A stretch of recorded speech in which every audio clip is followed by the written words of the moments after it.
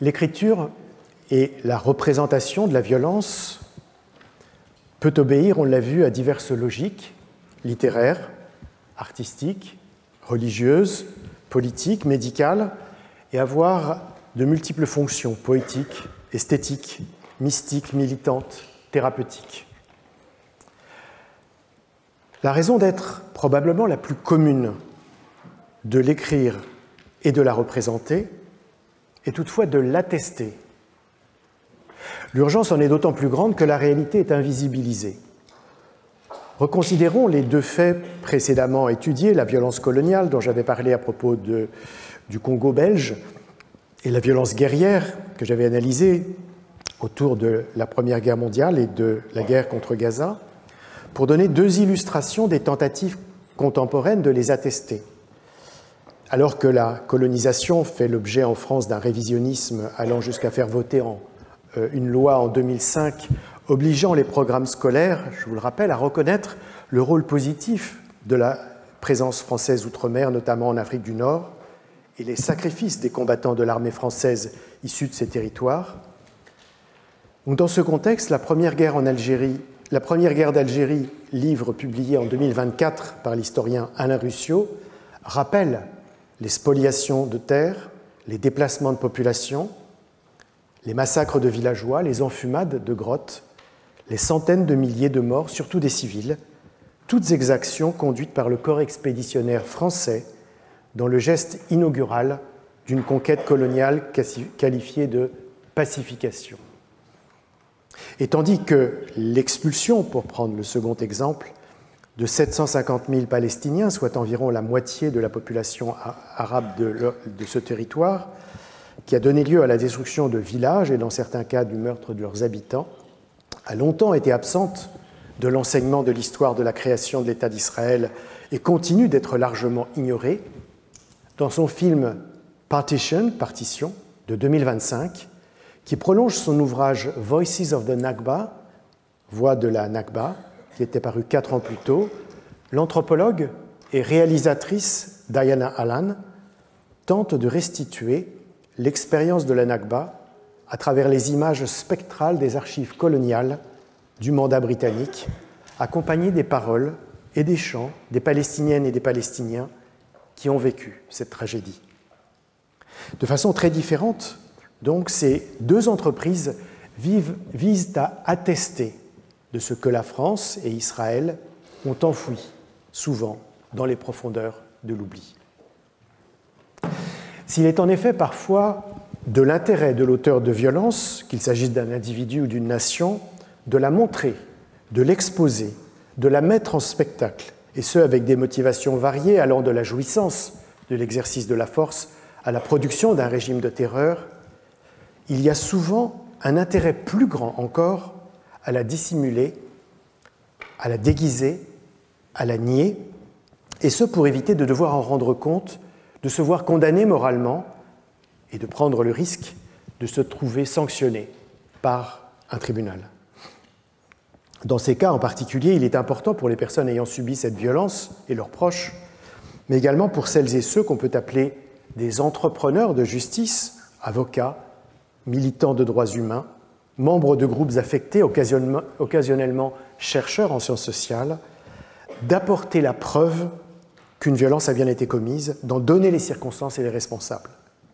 Selon les cas, cette attestation sera présentée devant un magistrat, dans l'espace public, au sein d'une association de victimes ou simplement à celles et ceux intéressés à connaître les faits. Attester la violence, c'est donc combattre le déni, l'occultation, le mensonge, le révisionnisme historique. Attester la violence, c'est en porter témoignage, c'est s'en faire le témoin. C'est donc ce travail de témoignage et la figure du témoin qui lui est associée que je vais explorer, à partir d'une enquête philologique prolongée par des études de cas autour de la destruction des Juifs d'Europe, du génocide des Tutsis et de la révolte de l'Intifada. Dans son volumineux Vocabulaire des institutions indo-européennes, publié en 1969, le professeur de grammaire comparative du Collège de France, Émile Benveniste, distingue à partir du latin deux manières de désigner est de concevoir le témoin. Testis et superstes. D'un côté, écrit-il, étymologiquement, testis est celui qui assiste entière à une affaire où deux personnages sont intéressés. Ayant été présent au moment où les faits se sont produits, le testis est donc en mesure de les attester. Sa parole peut être utilisée pour trancher un litige, à condition qu'il soit établi qu'il n'était pas lui-même partie prenante de cette interaction. Mais d'un autre côté, ajoute l'auteur, superstes décrit le témoin comme celui qui subsiste au-delà, témoin en même temps que survivant. C'est d'avoir vécu lui-même les faits, notamment lorsqu'ils impliquent un danger ou une épreuve, et d'avoir survécu à ce péril, à cette adversité, qui l'autorise à attester. Il peut en témoigner non pour y avoir assisté, mais pour en avoir l'expérience. Et même si en latin il existe en fait un certain recouvrement entre les usages de ces deux mots, la différence de sens est donc significative d'un point de vue analytique. Elle permet d'identifier deux configurations idéales typiques. Dans le cas de la violence, le testis est extérieur à la scène, alors que le superstes en est la victime. L'observation du premier est présumée objective, même s'il est souvent considéré nécessaire de croiser plusieurs témoignages pour déterminer la vérité sur les faits. Le récit du second est nécessairement subjectif, ce qui n'entache pas pour autant, bien sûr, d'un soupçon. Cette distinction entre le testis et le superstes, je vais la mettre à l'épreuve de la littérature sur la Shoah, au cours de laquelle on estime que 6 millions de Juifs ont trouvé la mort, tandis que le génocide des Roms a pu faire jusqu'à 500 000 victimes, que les commémorations tendent à oublier. L'historien Pierre Vidal-Naquet, dont on sait combien son œuvre est marquée par la dénonciation du négationnisme, remarquait dans un texte intitulé « Qui sont les assassins de la mémoire ?», rédigé en 1992, je le cite, « L'histoire de la destruction des Juifs et des Tziganes n'est pas quelque chose dont les nazis se sont vantés. En un sens, ils en étaient fiers, mais ils ont eu conscience que c'était quelque chose de tellement exceptionnel qu'ils devaient le dissimuler non seulement aux victimes, dont le consentement était en somme sollicité, non seulement vis-à-vis des peuples au milieu desquels vivaient les Juifs, soit comme étrangers, soit comme citoyens, mais vis-à-vis du peuple allemand et vis-à-vis d'eux-mêmes. Déjà dans Eichmann à Jérusalem, initialement paru en 1963 dans la revue The New Yorker, Hannah Arendt soulignait comment les termes utilisés par les responsables nazis pour parler de l'extermination physique des Juifs obéissaient à ce qu'elle appelle des règles de langage que, dit-elle dans le parler ordinaire, on appellerait un mensonge. Ainsi, plutôt que de parler de meurtre de masse ou d'élimination, on utilisait les expressions Endlösung, solution finale, ou même Sonderbehandlung, traitement spécial, ou encore Aussiedlung, évacuation. D'ailleurs, selon Adolf Eichmann, ces mots ne signifiaient pas l'annihilation physique, mais pouvaient se référer à la dite germanisation des Polonais ou à la déportation des Juifs à Madagascar. Pour Hannah Arendt, je la cite, « L'effet exact produit par ce système de langage n'était pas d'empêcher les gens de savoir ce qu'ils faisaient, mais de les empêcher de mettre leurs actes en rapport avec leur ancienne notion normale du meurtre et du mensonge. En somme, de rendre mentalement acceptable ce qui aurait pu leur paraître moralement intolérable. » Mais pour Pierre Vidal-Naquet, ce qu'il appelle un langage codé permet aussi toutes les dénégations, et de fait les révisionnistes qui, tels Roger Forisson, ont contesté l'existence des chambres à gaz, l'ont fait précisément sur cette base.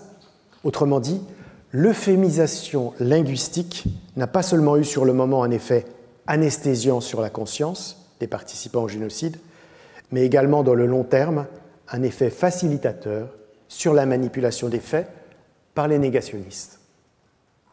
C'est ce que prédisaient les nazis dans les camps d'extermination, comme l'écrit Primo Levi dans la préface de son livre « Les naufragés et les rescapés » publié 40 ans après la fin de la Seconde Guerre mondiale.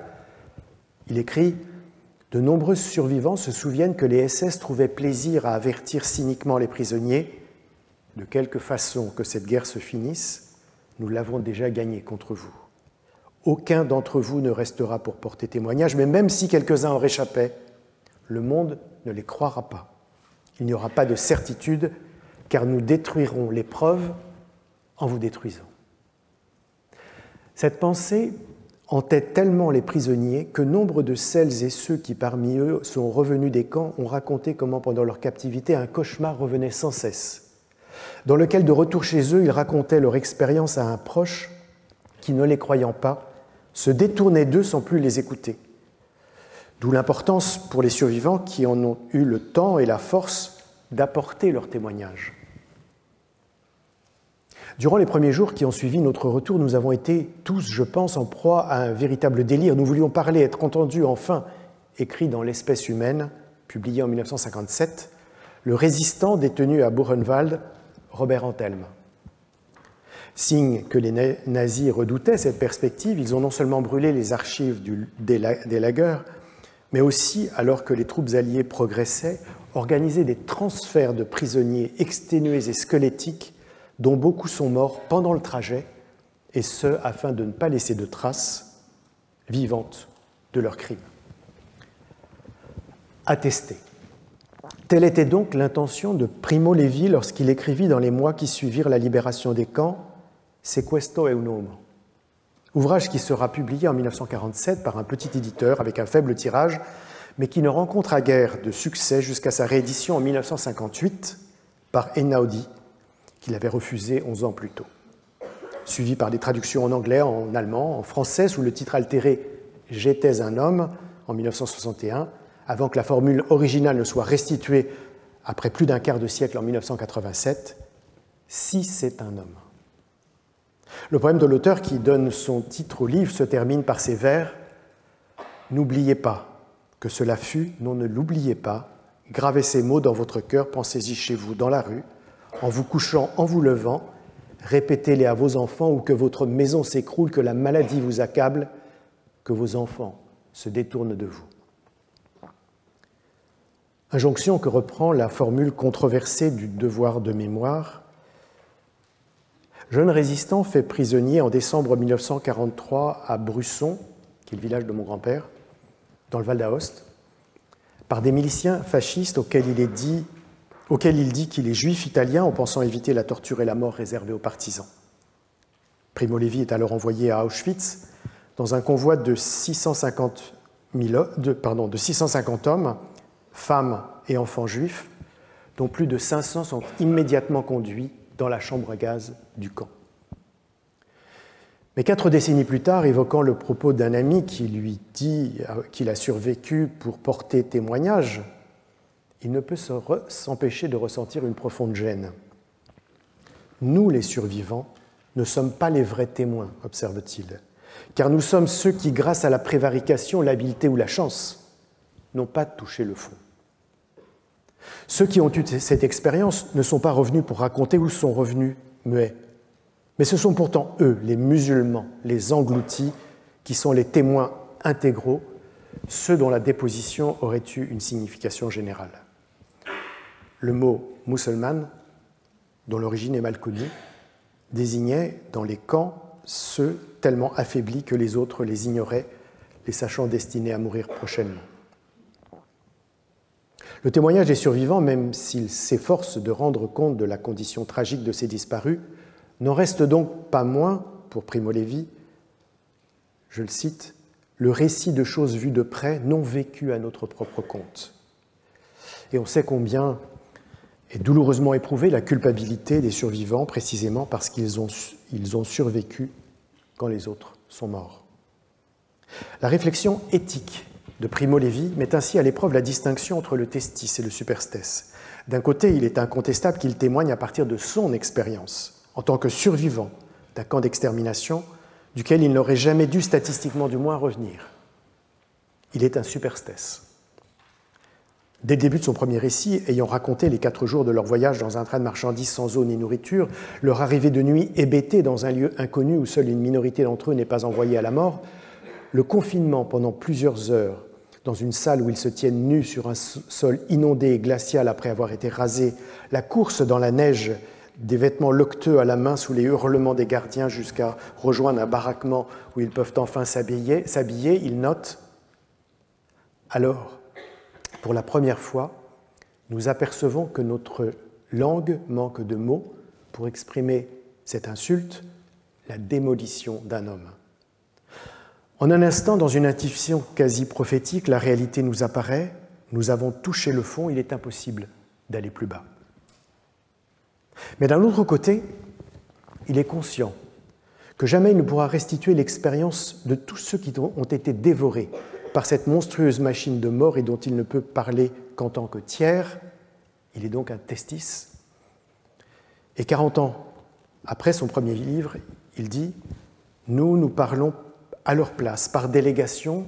Je serais incapable de dire si nous l'avons fait ou si nous le faisons, par obligation morale envers ceux qui se sont tus, ou au contraire pour nous délivrer de leurs souvenirs. La chose certaine, c'est que nous le faisons en obéissant à une impulsion puissante et durable. » Le rescapé qui raconte la vie et donc aussi la mort, et même la longue agonie qui la précède, dans le lager, est à la fois superstes et testis.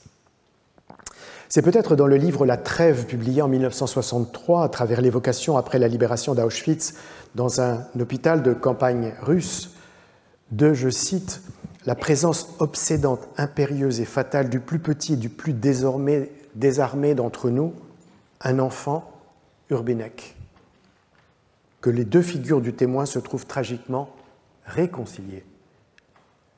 Âgé de 3 ans, paralysé des membres inférieurs, le visage émacié mais les yeux vifs, le petit garçon ne parlait pas car personne ne lui avait appris. » Primo Levi écrit « Le besoin de parole jaillissait dans son regard avec une force explosive, un regard à la fois sauvage et humain, un regard adulte qui jugeait que personne d'entre nous n'arrivait à soutenir, tant il était chargé de force et de douleur. » Mais un jour, le jeune Hongrois, qui l'avait pris sous sa protection, le nourrissait, le lavait, lui parlait, signala que l'enfant avait prononcé un mot, quelque chose comme « masclo », que personne parmi les rescapés de multiples origines ne comprenait. Chacun s'efforça alors de déchiffrer les quelques sons indistincts que le petit garçon s'efforçait inlassablement d'émettre. On ne peut manquer de voir dans cette figure spectrale l'incarnation à la fois de l'impossibilité de dire ce qu'est l'expérience des camps à travers l'articulation de mots incompréhensibles et la tentative désespérée d'en communiquer malgré tout quelque chose. Et Primo Levi termine ainsi la brève évocation de l'enfant, dont le minuscule avant-bras portait le tatouage d'Auschwitz, par une sobre nécrologie. Urbinek mourut les premiers jours de mars 1945, libre mais non racheté. Il ne reste rien de lui, il témoigne à travers mes paroles. Ainsi, par le langage retrouvé, le superstes devenu testis sauve du néant la mémoire du petit garçon. L'importante littérature portant sur les camps d'extermination atteste non seulement de ce qu'ils furent et de ce qui vécurent celles et ceux qui ont été exposés à la déchéance et souvent à la mort, mais elle atteste également la volonté des rescapés de transmettre cette expérience, double témoignage donc d'une réalité et d'une nécessité. Les récits mettent cependant en œuvre des styles et des temporalités très différentes. À la fois superstes et testis, chacun dit à sa manière la violence extrême de l'entreprise nazie. Certains ont écrit et publié leurs témoignages presque immédiatement. Ainsi, le militant trotskiste David Rousset fait paraître dès 1946 L'univers concentrationnaire, ouvrage qui rencontre un succès immédiat, remportant même le prix Renaudot, fait remarquable dans un temps où les sociétés européennes ne veulent guère savoir ce qu'a été le processus d'extermination auquel plusieurs pays ont apporté leur concours. Cette reconnaissance tient probablement au fait que l'auteur crée par une forme de recherche esthétique une distance qui neutralise les émotions. Son écriture est âpre et ironique, il use de formules elliptiques et tranchantes, parfois caustiques et troublantes. Ainsi, à propos d'un homme décharné, brutalisé, qui sollicite son aide, il écrit « Ses yeux me suppliaient avec, comme pour tous, cette terreur folle au fond du regard. Il me dit qu'il était avocat à Toulouse et j'eus toutes les peines du monde à ne pas éclater de rire. » Des 4 lagers par lesquels il est passé en tant que prisonnier politique, il souligne dans son provocation l'absurdité. Il écrit encore Les camps sont d'inspiration ubuesque. Buchenwald vit sous le signe d'un énorme humour, d'une bouffonnerie tragique. La cruauté des capots, ces prisonniers de droit commun porteurs d'un triangle vert auquel est délégué le maintien de l'ordre, est décrite comme un rituel. Il écrit « Les hommes verts sont les grands maîtres de ces cérémonies, les prêtres cyniques de ces expiations. Sur les chantiers, ils saoulent de cris et d'injures les têtes affolées, piétinent et tuent les révoltes naissantes. Ils se nourrissent de délices incertaines à creuser de coups les corps soumis. » Et la rapacité de la bureaucratie nazie, elle, est rendue par une abjection. Et il écrit « Les seigneurs SS ont des désirs. Les détenus sont des excréments, mais on peut encore faire de l'argent avec de la merde, et même de très grosses sommes. » Autant d'excès, de métaphores, de références littéraires, d'annotations sardoniques qui désorientent le témoignage. D'autres rescapés ont également consigné leurs souvenirs dans les mois qui ont suivi leur libération, mais n'ont fait paraître leurs livres que bien plus tard, telle Charlotte Delbo, dont le livre « Aucun de nous ne reviendra », premier volume de ce qui deviendra la trilogie Auschwitz et après, est rédigé sous la forme d'un brouillon après sa sortie du camp, puis repris près de 20 ans plus tard pour être publié en 1965. Résistante communiste, l'une des 49 survivantes d'un convoi de 230 femmes déportées politiques, elle commence son livre non par son expérience personnelle, mais par le spectacle affligeant des trains remplis de femmes, d'hommes et d'enfants juifs entrant dans le camp. Elle écrit « Une gare où ceux qui arrivent ne sont jamais arrivés, où ceux qui sont partis ne sont jamais revenus.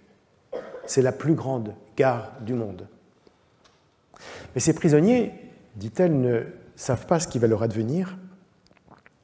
Ils attendent le pire, ils n'attendent pas l'inconcevable. Comment alors dire cet inconcevable? Parfois, ce sont des poèmes, presque aussi courts que des haïkus. Tous étaient marqués au bras d'un numéro indélébile, tous devaient mourir nus. Le tatouage identifiait les morts et les mortes. Ailleurs, ce sont des récits de scènes minuscules. Un homme qui ne peut plus suivre, le chien le saisit au fondement, l'homme ne s'arrête pas, il marche avec le chien qui marche derrière lui sur deux pattes, la gueule au fondement de l'homme, l'homme marche, il n'a pas poussé un cri, le sang marque les rayures du pantalon. Certains passages se terminent par deux curieuses brèves phrases « Essayez de regarder, essayez de voir », formule qui dit à la fois le spectacle intolérable, car selon l'ultime phrase du livre « Aucun de nous n'aurait dû revenir », et pourtant le témoignage indispensable. À côté de la description minutieuse de si c'est un homme, de l'analyse glaçante de l'univers concentrationnaire, de l'écriture fragmentaire d'aucun de nous ne reviendra, d'autres voix sont inventées, déplaçant le regard, faisant entendre d'autres manières. Ainsi, l'écrivain hongrois Imre Kertész, lauréat du prix Nobel de littérature 2002, propose dans Être et destin, récit commencé dans les années 1960 et publié seulement en 1985, dans une relative indifférence de la critique, une sorte d'anti-mémoire. Il relate en effet son internement à l'âge de 15 ans à Auschwitz puis à Buchenwald, en s'efforçant de retrouver la naïveté déconcertée de ses impressions, le regard étonné d'un adolescent qui, au moins dans un premier temps, ne comprend pas ce qui se passe. Tout au début, je me sentais, comment dirais-je, comme un visiteur en prison. Il décrit ainsi sa découverte de l'entreprise de mort nazie. À ce moment, notre attention fut attirée par l'odeur. J'aurais du mal à la définir, elle était douceâtre, en quelque sorte gluante. Il en décèle aisément l'origine. C'était une cheminée d'usine, mais beaucoup ont su tout de suite que c'était une tannerie. Il apprend toutefois qu'il s'agit en fait d'un crématorium destiné à l'incinération des corps des morts de dysenterie, dit la rumeur, mais en apercevant toute une série de semblables cheminées fumantes, un doute s'immisce parmi les prisonniers. Il écrit « Il se demandait, à juste titre selon moi, si l'épidémie était importante au point de faire autant de morts. » Il finit pourtant par réaliser petit à petit ce qui se joue. Là-bas, en face, brûlaient nos compagnons de voyage, tous ceux qui avaient voulu monter dans les camions, ceux qui s'étaient avérés inaptes aux yeux du médecin, de même que les petits-enfants, leurs mères. Au bout de quelques mois, affaibli, dénutri, couvert de vermine, il constate sa détérioration physique. Il écrit « J'étais ébahi par la vitesse, l'allure effrénée à laquelle jour après jour diminuait, mourait, fondait et disparaissait la matière qui recouvrait mes os, l'élasticité, la chair. Chaque jour, j'étais surpris par une nouvelle difformité sur cette chose de plus en plus étrange et étrangère qui avait été jadis un bon ami, mon corps. Et c'est alors la descente dans la déchéance ultime, celle des Musulmänner, agonie qu'il décrit sans pathos, comme si la distance temporelle de l'écriture lui permettait d'atteindre à la banale vérité des camps qui, même lorsqu'ils n'étaient pas d'extermination, conduisaient la plupart de leurs détenus à la mort. C'est toutefois au moment du tri final des mourants entre ceux que l'on conduit à la chambre à gaz et ceux auxquels on accorde le répit de l'infirmerie qu'il a un ultime sursaut. Il écrit « Malgré la réflexion, la raison, le discernement, le bon sens, je ne pouvais pas méconnaître la voix d'une espèce de désir sourd qui s'était faufilé en moi, comme honteuse d'être si insensée et pourtant de plus en plus obstinée. Je voudrais vivre encore un peu dans ce beau camp de concentration. » Survivant, il sera donc, et longtemps après, il racontera son récit, pouvant être lu comme un témoignage limite d'un rescapé revenu, lui, des confins de la mort. À l'opposé de cette littérature de la Shoah, l'universitaire autrichienne spécialiste de littérature allemande à l'Université de Californie à Los Angeles, Ruth Klüger, qui a été internée à l'âge de 11 ans avec sa mère à Theresienstadt puis à Auschwitz, et a émigré après la guerre aux États-Unis, n'a fait référence à son adolescence dans les camps qu'en 1992, quand après un accident dans une rue nommée de façon coïncidente Judenstraße, la rue des Juifs. Elle affronte son passé dans l'ouvrage Weiterleben, eine Jugend, qui est traduit, là encore, sous forme d'une trahison, par refus de témoigner une jeunesse. Mais si elle écrit, alors c'est moins pour en restituer le souvenir que pour dire sa méfiance à l'égard de la multiplication des témoignages de rescapés et son refus de se laisser enfermer dans sa condition de déporté. Il y a donc quelque chose à la fois de spécifique et pourtant d'indéterminé dans ces récits des victimes du nazisme. Spécifique car, quand bien même les autrices et les auteurs s'efforcent de s'élever au-dessus du particulier pour penser le système et ses logiques, il s'agit bien de partir d'un vécu individuel. Et indéterminé cependant, car face à l'incommunicabilité abyssale de ce qu'ils ont traversé, il leur faut trouver les mots, la forme, une écriture, sans qu'il y ait de règles définies, puisque chacun invente sa propre manière d'écrire. Mais pour l'immense majorité des survivants, il faut accepter de n'être ni superstes, ni testis, et donc se taire. Il existe d'autres figures du témoin, d'autres manières de témoigner. Il y a d'abord l'auctor, en latin, dont le dictionnaire Gaffio indique les deux significations. Il est d'une part celui qui augmente la confiance, le garant, la source, et donc l'autorité, et d'autre part celui qui pousse à agir, l'instigateur, le créateur, et donc l'auteur. Double dimension, par conséquent, en tant que source, il fonde l'autorité de l'historien, en tant que créateur, il est l'auteur de l'histoire. Et puis il y a ensuite l'histor, en grec, dont le dictionnaire Bailly fournit plusieurs sens. Il est celui qui sait, qui connaît, par suite plus spécifiquement celui qui connaît la loi, ultérieurement l'historien. Et bien que les deux mots auctor et histor, qui ont deux étymologies distinctes, semblent dériver de verbes assez éloignés, le premier se référant à l'idée de créer, le second à l'idée de savoir, tous deux renvoient à la notion de celui qui a l'autorité et la connaissance pour établir les faits. L'auctor et l'histor sont des témoins qui ne les ont pas vécus, ces faits, qui n'y ont pas assisté, mais qui peuvent en être les garants et donc les attester. Ici, on peut, au moins sous une forme idéale typique, car les usages latins et grecs varient dans le temps et selon les auteurs, distinguer deux fondements du témoignage de celui qui n'a pas eu l'expérience personnelle ou visuelle des faits. Le crédit pour l'auctor et l'enquête pour l'histor. Le témoin est le garant, l'auctor latin, et le meilleur témoin sera évidemment celui qui se trouvera détenir la plus grande autorité, écrit l'historien François Hartog, à propos de la manière dont Flavius Joseph affirme l'authenticité de son propos dans son livre intitulé « La guerre des Juifs », en se réclamant de la signature apposée par l'empereur Titus sur son livre. À l'inverse, commentant la façon dont Hérodote établit la véracité de ce qu'il a rassemblé dans ses histoires, titre de son livre, tome de son livre, à partir d'entretiens menés aussi bien parmi les Grecs que parmi les barbares, il souligne François Hartog souligne cette autre source de légitimation. Il écrit « Cette enquête garde quelque chose de la prise en compte des deux côtés qui était la raison d'être de l'ancienne histoire. » Ce sont donc là deux fondements du témoignage. L'autorité, autrement dit une qualité sociale, qui établit le crédit qu'on peut lui accorder, qui dépend bien sûr du crédit qu'on accorde aussi à celui qui le produit, et la connaissance, autrement dit un travail empirique qui s'appuie sur une enquête menée de manière supposée impartiale.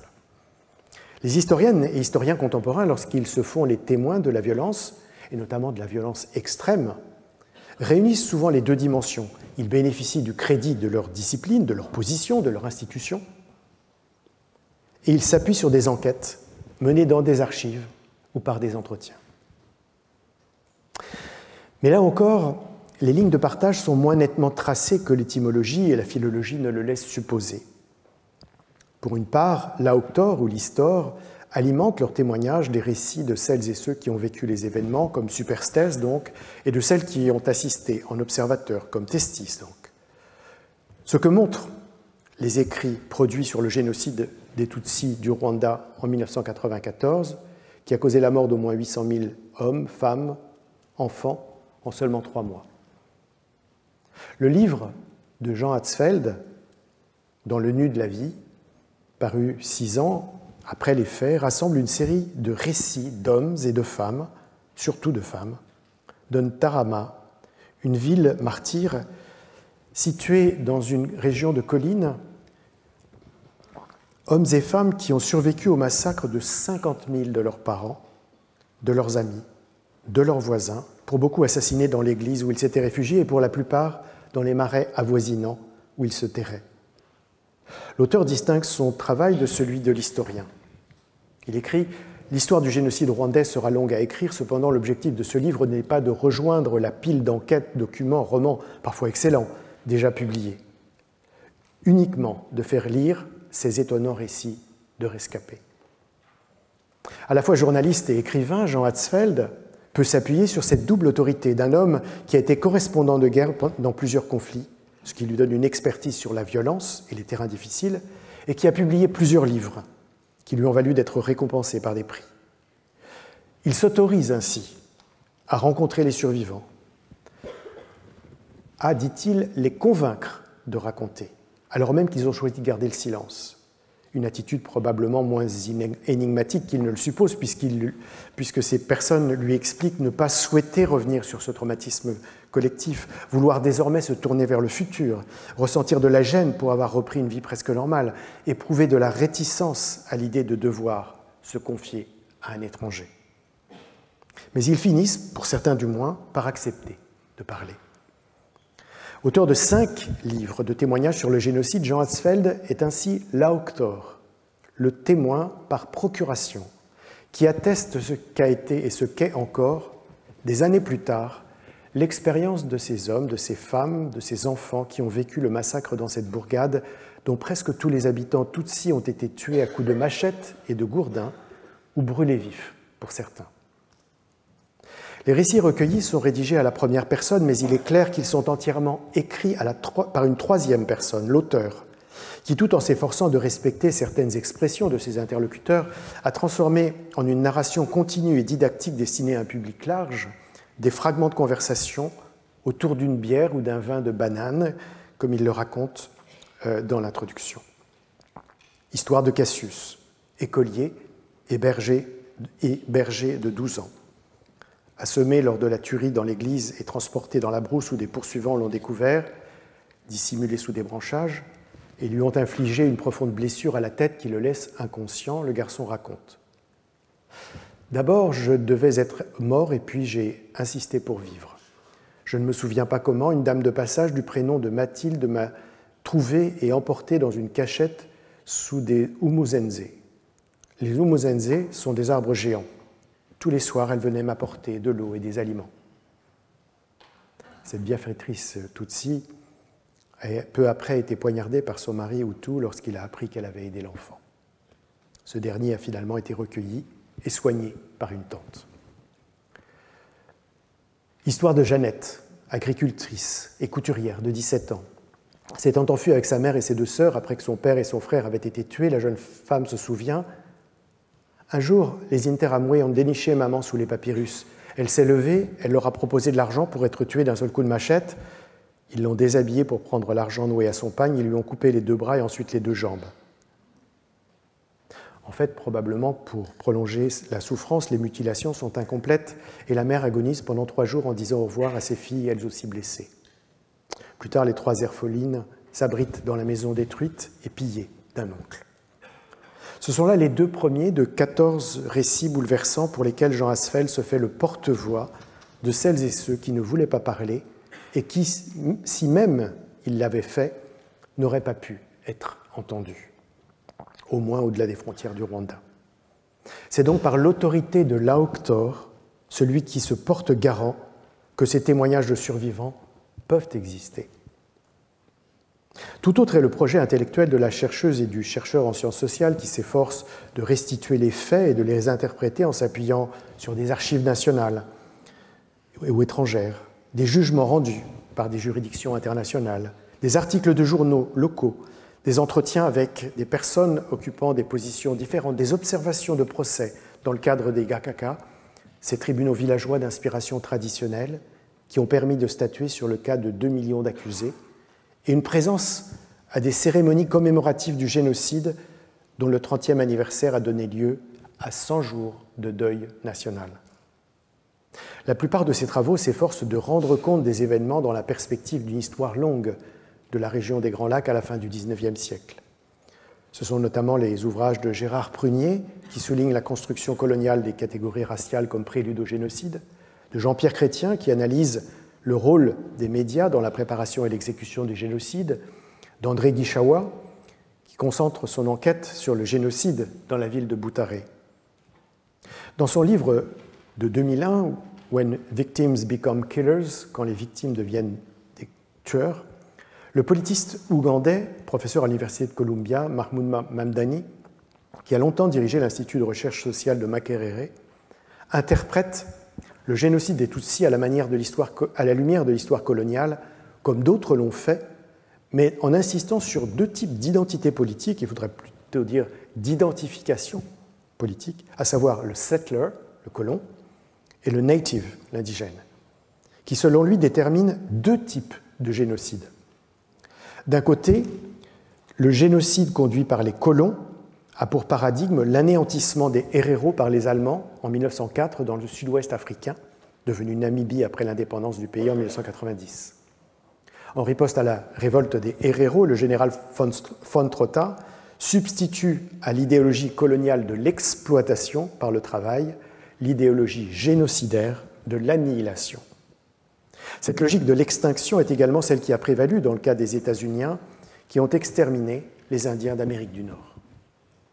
D'un autre côté, le génocide par les indigènes, cette fois, a pour exemple l'éradication des Tutsis par les Hutus, qui se considèrent comme les premiers habitants de la région, ainsi que l'histoire imaginée par le colonisateur belge l'a enseigné, ce que des études ultérieures démentiront d'ailleurs. La revendication d'autochtonie des Hutus se double d'une volonté de revanche contre les Tutsis sur lesquels l'administration coloniale s'est appuyée pour gouverner. Il est remarquable que cette idéologie qu'on appelle nativiste, qui établit la légitimité d'un groupe sur son antécédence sur le territoire et qui a gagné une grande partie des sociétés contemporaines, trouve son origine aux États-Unis, au début du XIXe siècle, avec un mouvement politique hostile à l'immigration catholique et affirmant la primauté des autochtones protestants, sans la moindre référence au fait que bien avant eux, le pays était habité par des populations amérindiennes qu'ils ont chassées et éliminées. Ainsi, les États-Unis réunissent-ils les 2 identifications coloniales et nativistes. Une approche différente, plus ethnographique, j'ai parlé jusqu'à maintenant d'historiens, est développée dans les recherches ultérieures qui bénéficient d'une certaine distance temporelle permettant des entretiens moins douloureux et surtout un accès au procès et à leurs minutes. C'est le cas de l'ouvrage de l'historienne chercheuse au CNRS Hélène Dumas dans Le génocide au village, publié en 2014, qui se focalise sur une ancienne commune au nord de la capitale, dans une zone où se combinent les logiques guerrières et génocidaires. Sans sous-estimer le projet politique d'extermination des populations Tutsi, dont on considère généralement qu'il était dessiné par le gouvernement Hutu avant l'avènement déclencheur qu'a été la mort du président dans l'attaque de son avion, l'autrice, Hélène Dumas, s'attache à comprendre la mécanique micro-locale des violences, en insistant notamment sur deux éléments. Premièrement, le génocide est une affaire de voisins et de parents. Une femme explique comment son mari l'a encouragée à se cacher chez un ami habitant près de chez eux, dont elle a découvert qu'il a pillé sa maison et qu'il l'a plus tard dénoncé au tueur. Une autre raconte que l'homme que son mari avait aidé financièrement pour qu'il puisse payer la scolarité de son fils et auquel ils ont donc confié leurs 2 enfants, les a lui aussi trahis en les livrant aux meurtriers. Les relations sociales du monde d'avant semblent soudainement abolies. Et deuxièmement, les génocidaires ne sont pas seulement des agents respectant un plan d'annihilation, obéissant aux ordres de leur chef et craignant pour leur propre vie, ils éprouvent une jouissance dans la souffrance et l'humiliation de leurs victimes. Les crimes excèdent souvent la simple mise à mort. Un homme est ainsi battu, torturé, poussé dans une fosse septique où ses 3 très jeunes enfants sont à leur tour jetés après avoir été frappés, tous étant ensuite enterrés vivants. La cruauté devient un élément fondamental permettant de comprendre les mises à mort. Mais ni le recueil de récits de l'Auktor, ni l'enquête sur le terrain de l'Histor ne se substituent bien sûr au témoignage plus traditionnel du superstes qui a traversé l'épreuve du génocide et du testis qui a vu les scènes de violence. Après le génocide des Tutsis, ce sont, parmi quelques autres, Yolande Mukagasana, avec « La mort ne veut pas de moi », Annick Kayitesi, avec « Nous existons encore », Esther Mujawayo, avec « Survivante », Rwanda 10 ans après le génocide, et plus récemment, Dorcy Rugamba, avec « Ewa Rwanda, Lettres aux absents », qui racontent souvent, chacun, en collaboration avec un co-auteur ou une co-autrice, leur expérience.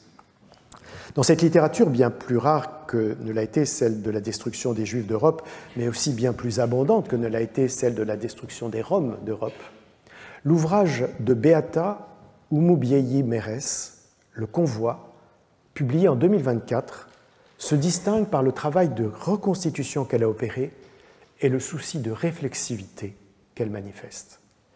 Elle se souvient d'avoir lu une phrase de Toni Morrison « S'il y a un livre que tu voudrais lire mais qui n'a pas encore été écrit, alors tu dois l'écrire. » Et avoir alors réalisé qu'elle cherchait, dit-elle, le livre que je voudrais tendre à celles et ceux, pourtant proches et bienveillants, qui m'ont donné le sentiment de ne pas être prêts à lire un témoignage. Elle veut donc écrire, dit-elle, pour celles et ceux qui répètent « c'est indicible » sans jamais vraiment y penser. Contre celles et ceux qui soit oublient qu'elle est une survivante lorsqu'ils l'invitent à parler devant une classe, soit la soupçonnent de vouloir se réduire à un rôle de rescapé, soit même, lorsqu'elle propose un livre, lui disent que le créneau est déjà pris, dans la mesure où il y a déjà une écrivaine rwandaise dans le paysage éditorial. Dans ces remarques pointe l'expression subreptice d'une discrimination, car il est difficile d'imaginer de semblables oublis, soupçons ou références à la saturation du paysage éditorial par une autrice ou un auteur dans le cas des témoignages concernant la Shoah. C'est ce que les psychologues qualifient de micro-agression. Elles prennent en l'occurrence la forme de micro-invalidation, délégitimant l'expérience africaine du génocide. Écrite 3 décennies après les faits sur la base de notes prises et de souvenirs rassemblés, le titre de son livre, Le Convoi, qui se réfère à l'opération de sauvetage d'un groupe d'enfants Tutsis organisé par l'association Terre des Hommes, dont elle faisait partie du convoi, ne peut manquer d'évoquer à une audience occidentale, et Beata Umubeyi Mérès le sait, les convois de la mort, qui conduisaient les prisonniers dans les camps de concentration et d'extermination nazis. Mais dans son cas, dit-elle, c'est un convoi de la vie. Son récit de ce moment émouvant et des semaines tragiques qui l'ont précédé n'arrive toutefois qu'au tiers du livre, avec des guillemets, se présentant comme l'exposé qu'elle fait devant des lycéens du sud de la France. Âgée de 15 ans, lorsque les violences commencent, elle vit seule avec sa mère à Boutaré, dans une maisonnette, jouxtant un hôtel dont les employés les invitent à se réfugier, d'abord dans une chambre, puis dans une cave humide et froide, fourmillant d'énormes cafards. Macabre ironie, qui n'échappe pas à l'autrice, puisque c'est précisément le nom de cet insecte que leur donnent les Hutus dans leur mortelle entreprise de déshumanisation. Terrées dans cet endroit sinistre, affamées, effrayées, elles attendent une mort dont elles apprennent qu'elle frappe partout autour d'eux. Un jour, au 3e mois de tuerie, que par une euphémisation classique dans ces situations, les génocidaires désignent comme leur travail, elles sont découvertes par un groupe d'hommes armés dont les vêtements sont couverts du sang de leurs victimes. L'adolescente a alors une intuition salvatrice et elle s'adresse en français au chef de la meute, comme elle l'appelle. Elle est en effet métisse, a été à l'école internationale belge et elle invoque le nom de François Mitterrand que les génocidaires considèrent comme leur ami. Le commandant, dont elle apprendra plus tard qu'il était étudiant à l'université, décide de l'épargner, ainsi que sa mère et une autre femme qu'elle a fait passer pour sa tante. 2 jeunes hommes présents n'ont pas cette chance, ils sont assassinés. Sauvée par sa vivacité d'esprit autant que par sa couleur de peau, la jeune fille est recueillie par une religieuse qu'elle connaît avec d'autres enfants dont beaucoup sont blessés. Dans le dortoir, elle voit un jour qu'on amène une jeune femme inconsciente, ramassée dans la rue, dont elle remarque, dit-elle, le pagne souillé de sang au niveau du bas-ventre, et dont elle imagine avec stupeur, je la cite encore, ce qu'ils lui ont fait subir d'irrémédiable. Finalement, elle est intégrée avec sa mère dans un groupe d'enfants que des humanitaires accompagnés de journalistes évacuent en camion vers le Burundi sous la protection du préfet Hutu de Boutaré, qui sera plus tard accusé par le tribunal pénal international pour le Rwanda d'avoir été l'un des ordonnateurs des massacres de Tutsis dans sa ville. Dans son livre, Beata Umubeyi Mérès apparaît donc à la fois comme une rescapée, superstesse, qui raconte comment elle a survécu à la tragédie, et comme une spectatrice, testis, qui dit ce qu'elle a vu des crimes commis. Mais elle n'est pas que cela, car elle explore des archives et conduit des entretiens, mène une enquête sur l'organisation qui l'a sauvée sur les différents convois dont tous n'ont pas eu le dénouement heureux du sien, s'interroge sans juger sur l'agent humanitaire qui a sauvé nombre d'enfants Tutsis, mais a témoigné pour le préfet Hutu de Boutaré. En somme, elle se fait l'historienne de son histoire, l'histoire. En revanche, elle répugne à faire acte d'autorité. Elle interrompt son récit par des doutes sur ses souvenirs, des réponses aux questions que lui posent les lycéens, des excuses qu'elle trouve aux employés de l'hôtel qui, après les avoir aidés, les ont probablement livrés aux génocidaires. Et donc, elle se refuse à être l'auteur. Combinaison de réflexivité et d'intégrité. Une dernière figure du témoin doit être mentionnée. En Grèce ancien, martus signifie le témoin, le mot pouvant être utilisé dans des formules telles que faire apparaître quelqu'un comme témoin ou bien prendre quelqu'un à témoin. Dans le premier cas, il s'agit d'une personne qui a vu, qui peut donc attester d'un fait passé. Dans le second, il s'agit d'une personne qu'on sollicite, qui pourra attester dans le futur. Mais il y a un autre sens, plus spécifique, qu'on trouve dans la Bible, notamment dans l'Ecclésiaste et dans les Actes des Apôtres, et qui a connu un développement ultérieur important. Le martus est le témoin de Dieu, c'est-à-dire le martyr, celle ou celui qui a accepté de mourir pour attester de sa croyance. Comme l'écrit le philosophe italien de l'Université de Venise, Giorgio Agamben, dans Ce qui reste d'Auschwitz, paru en 1998, de ce mot, martus, Les premiers pères de l'Église tirèrent le terme martyrium pour désigner la mort des chrétiens persécutés qui témoignaient par là de leur foi.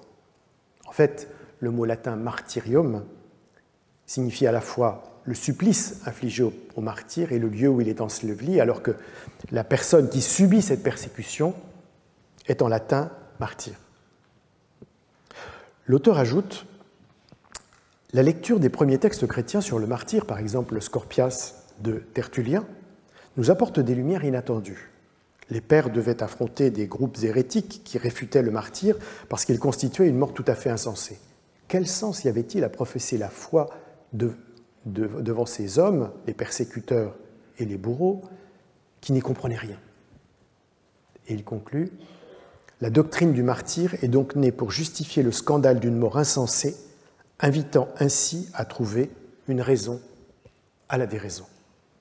Ce qui amène Giorgio Agamben à établir un rapprochement avec les camps de concentration et d'extermination nazis pour lesquels il ne faut pas rechercher un sens, et ce d'autant que ceux qui ont tenté de donner une signification au génocide en popularisant le mot holocauste, comme l'a fait Elie Wiesel, qui l'a plus tard regretté, laissent entendre que la destruction des Juifs d'Europe est un sacrifice, raison pour laquelle on utilise en français le mot hébreu Shoah, catastrophe, et non le mot holocauste, comme en anglais. En arabe, comme en grec, le mot shahid signifie de même le témoin dans un sens générique, dont il existe de nombreuses occurrences dans le Coran, et aussi plus spécifiquement martyr, celle ou celui qui meurt pour attester sa foi. Le spectre du martyrologe est cependant plus étendu pour les musulmans qu'il ne l'est pour les chrétiens. Il inclut celles et ceux qui meurent au combat pendant le djihad.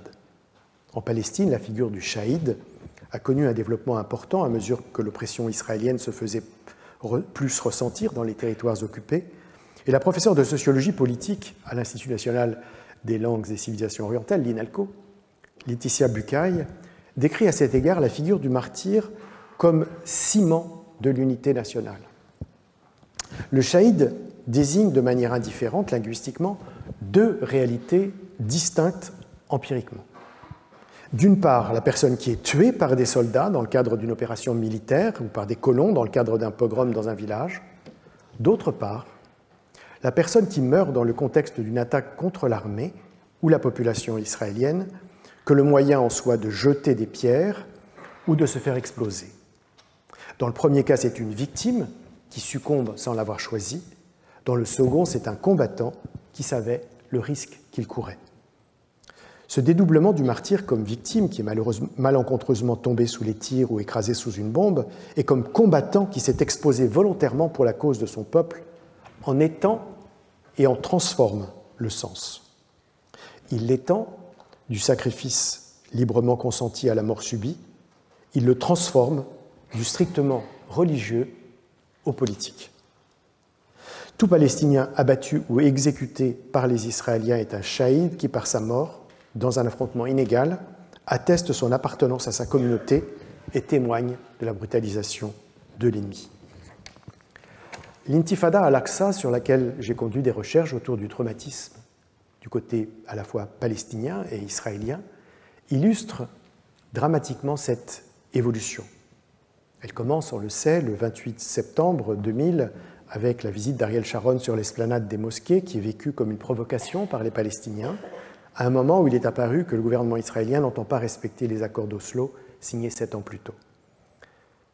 Dans les années qui suivent, plus d'1 millier d'Israéliens sont tués, dont 2 tiers de civils, le plus souvent dans des attentats suicides, et près de 5000 Palestiniens sont tués également, dont 1 tiers de combattants. Lors de ce soulèvement, les adolescents jouent un rôle important, étant à la fois très présents dans les manifestations et très visibles dans l'espace public national et international.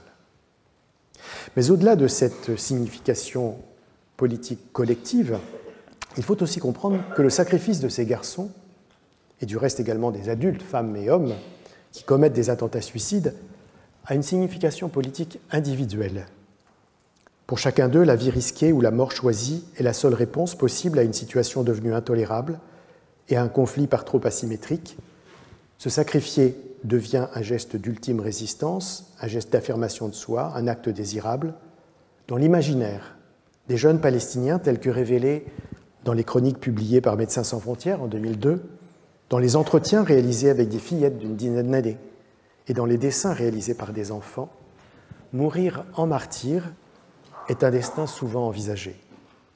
Contrairement cependant à l'interprétation que donne Giorgio Agamben du martyr chrétien des premiers siècles de notre ère, il ne s'agit plus du scandale d'une mort insensée que viendrait signifier le sacrifice de la vie, mais pour les martyrs palestiniens contemporains, le scandale d'une vie impossible à quoi la mort viendrait tragiquement redonner du sens. C'est cette ultime quête de sens dont les bombardements incessants et le siège implacable de la bande de Gaza ont privé les Palestiniens depuis le 8 octobre 2023, leurs morts étant enfouis sous des décombres d'immeubles, écrasés sous des chenilles de bulldozers, jetés dans des fosses communes, séquestrés par l'armée ennemie et pour la majorité d'entre eux réduits à des statistiques de décès. Extinction programmée du statut de shahid? Peut-être pas. Si l'on prête attention au testament de la photojournaliste Fatima Assouna, assassinée quelques jours avant son mariage avec toute sa famille par l'armée israélienne le 16 avril 2025, je la cite, « Quant à la mort qui est inévitable, si je meurs, je veux une mort retentissante. Je ne veux pas être une simple brève dans un flash info, ni un chiffre parmi d'autres. Je veux une mort dont le monde entier entendra parler, une empreinte qui restera à jamais, des émotions, des images immortelles que ni le temps ni l'espace ne pourront enterrer. » Éclatant, ultime témoignage. En conclusion, le témoignage n'est pas seulement pour s'exprimer, n'a pas seulement pour s'exprimer la parole et l'écrit, voire, dans le cas du martyr, le corps. Il peut aussi faire appel à des médiations dans lesquelles les technologies peuvent être mobilisées. Ces médiations ont une longue histoire. Elles se déploient à travers l'archéologie, la photographie, l'enregistrement, le cinéma, les radiographies, les tests biologiques, la médecine légale et bien d'autres procédures. L'entreprise la plus innovante et la plus passionnante a été lancée en 2010 par Forensic Architecture à Goldsmith College de l'Université de Londres par l'architecte britannique et israélien Eyal Weizman. L'agence se donne pour objectif, je cite, de développer, utiliser et disséminer des techniques, des méthodes et des concepts pour conduire des investigations sur la violence d'État et la violence en entreprise. Pour ce faire, les chercheurs, journalistes, juristes, cinéastes, informaticiens impliqués dans ce projet ont conçu des combinaisons de technologies, y compris l'imagerie spatiale par satellite, les caméras de surveillance, les enregistrements audio et vidéo, les témoignages individuels et collectifs, permettant de reconstituer en 3 dimensions des événements au cours desquels des formes diverses de violence ont été exercées et qui ont fait l'objet d'un travail d'occultation. Parmi les nombreux cas étudiés et recréés par l'image, portés à la connaissance du public, parfois présentés à la justice, parfois exhibés dans les musées, certains sont historiques, d'autres récents. Le génocide des Herero et Nama par les Allemands à partir de 1904 dans l'actuelle Namibie. Les massacres commis par l'État d'Israël pendant la Nakba en 1988. L'assassinat d'otages par l'armée colombienne après la prise du palais de justice de Bogota en 1985. Le meurtre de Mark Duggan par la police britannique à Londres en 2011. La pulvérisation d'herbicides par l'armée israélienne sur les champs de Gaza depuis 2014.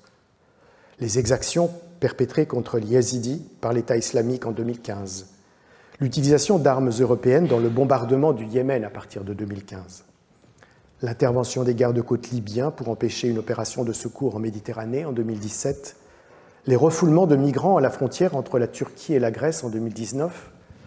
La répression des manifestations de Black Lives Matter aux États-Unis en 2020. Les centres de torture des opposants du Myanmar en 2021. L'attaque de la tour de télévision de Kiev par la Russie en 2022. Le naufrage de l'Adriana, avec à son bord 700 migrants au large de la Grèce, en 2023, l'invalidation des documents visuels présentés pour sa défense par Israël à la Cour internationale de justice en 2024, et en France, la mort d'Adama Traoré lors de sa garde à vue à la gendarmerie de Beaumont-sur-Oise et de Zineb Redouane par un tir de grenade dans son appartement à Marseille en 2018. Si j'ai présenté cette longue énumération, qui qui ne correspond d'ailleurs qu'à une petite partie des enquêtes conduites par Forensic Architecture, c'est pour souligner la diversité des situations analysées sur toute la planète. L'essaimage de cette technologie dans des agences et des institutions à travers le monde permet que de nombreuses violences soient révélées, des crimes de guerre identifiés, des coupables reconnus, des versions officielles démenties, certaines vérités dites et la justice parfois rendue, grâce à cette nouvelle manière d'attester qui vient renforcer, enrichir et parfois même remplacer le témoignage humain. Mais l'attestation par des êtres humains demeure cependant essentielle, dont 5 figures de témoins ont pu être esquissées. Le testis, présent au moment des faits qu'il peut raconter, le superstes, survivant, qui peut transmettre ce qu'il a vécu, l'auctor, agent extérieur qui apporte aux 2 précédents la valeur ajoutée de sa crédibilité, l'histor, expert légitime qui conduit une enquête susceptible de valider et de contextualiser les autres, le martus, enfin, victime sacrificielle qui affirme la justesse de sa cause par ce renoncement. Chacune d'elles engage des formes politiques et morales, la véracité du testis, l'authenticité du superstes, l'autorité de l'auctor, la neutralité de l'histor, l'engagement du martus. Autant d'expressions de la vérité, de ce que Michel Foucault appelle le dire vrai et le dire juste. 2 formules qu'il faudrait prendre ici dans toute leur polysémie, en ne les limitant pas comme il le fait au domaine de la justice, mais en incluant toutes les manières de dire vrai et de dire juste dans les témoignages de la violence, par sa parole, par ses écrits, par sa traduction, par ses investigations, par le sacrifice de sa vie. Ces 5 figures, on l'a compris, sont avant tout précisément cela, des figures, qu'en langage weberien on appellerait des idéotypes. Car dans la réalité, c'est-à-dire dans l'expérience des témoins et dans leurs écrits, ces figures se mêlent, se combinent, se déplacent, se complexifient. C'est cette complexité que j'ai voulu restituer. Au-delà de ces différences et de ces variations entre les figures du témoin, l'enjeu du témoignage, c'est de faire exister une vérité, et notamment, il faut y insister de nouveau, de la faire exister contre la dissimulation, l'invisibilisation, la dénégation, autrement dit, contre celles et ceux qui détiennent ou ont détenu des pouvoirs et ont souvent intérêt à ce que les violences qu'ils ont perpétrées ne soient pas connues. C'est dire l'importance de celles et ceux qui ont pour projet de révéler la vérité, ou tout au moins une part de la vérité à laquelle ils ont eu accès. Je vous remercie.